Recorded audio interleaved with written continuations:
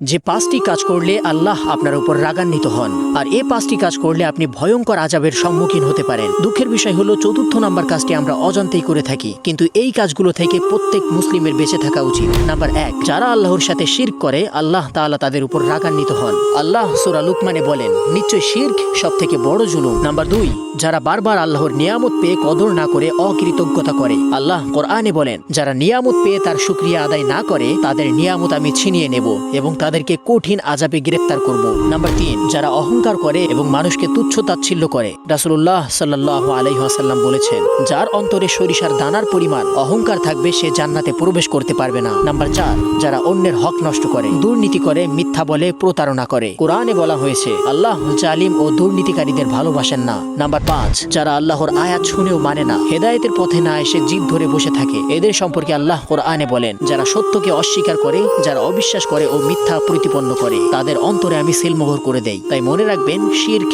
কুফর, অহংকার, অকৃতজ্ঞতা আর জুলুম, এই সব কাজ আল্লাহর গজব বয়ে আনে। তাই ভুলেও কখনো এই কাজগুলো করবেন না। যদি মনে করেন এই কাজগুলো থেকে সবারই বেঁচে থাকা উচিত, তাহলে ভিডিওটি অবশ্যই শেয়ার করতে ভুলবেন না।